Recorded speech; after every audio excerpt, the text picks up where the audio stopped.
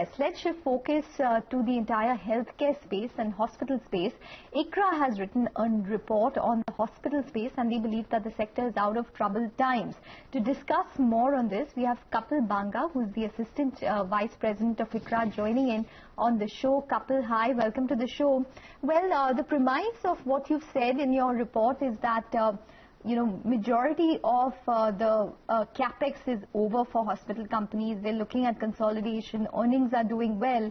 What's your sense now? Do you think that earnings are going to pick up significantly from here on? Or do you think that we've probably seen the best of it, say, in Q2?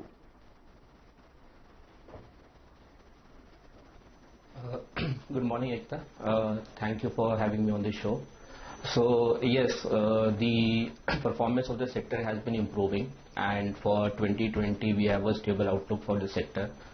We are expecting about 10 to 12% growth for the sector, top line growth for the sector, driven primarily by the occupancy and improvement in occupancy and improvement in average revenue per occupied bed, ARPOB.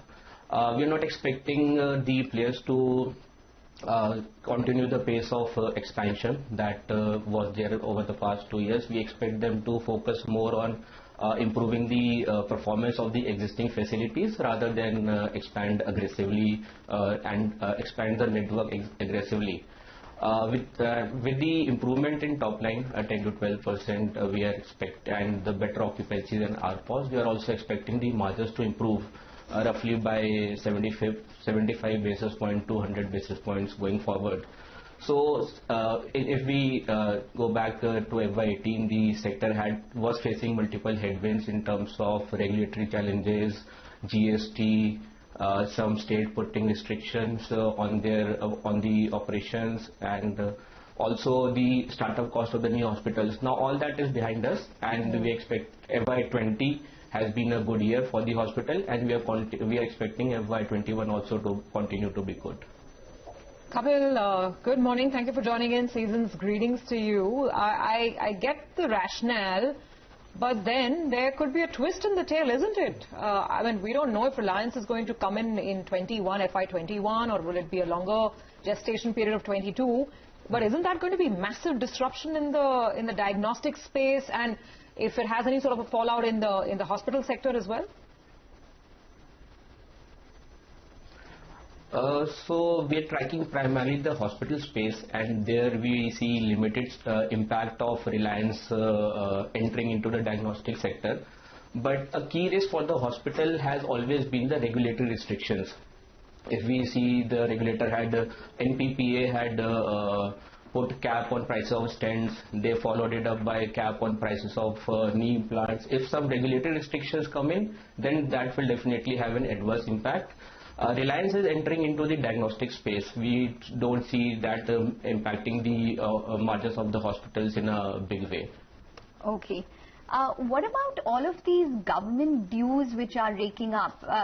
Do you think that's going to be we're going to see a huge impact probably play out in this fiscal, simply because there are smaller hospitals, smaller nursing homes which are either looking to consolidate desperately or are even looking to shut down because of the unviability of these government dues? What's your sense? So you're referring to CGHS and ECHS dues, right? Yes. Yeah, so receivable cycle of the sector has definitely elongated over the last 12 to 18 months because of the overdues from CGHS and other government-run schemes, and that is increasing the working capital cycle of the sector.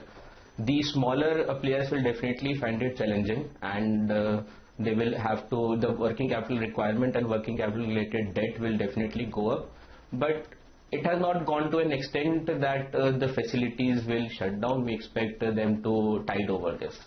Definitely the financial cost of servicing this higher working capital requirement will impact the margins, but not to the extent that the players will wind down.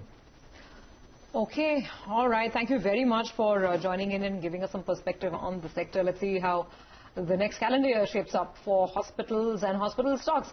In fact, we're going to carry this discussion forward.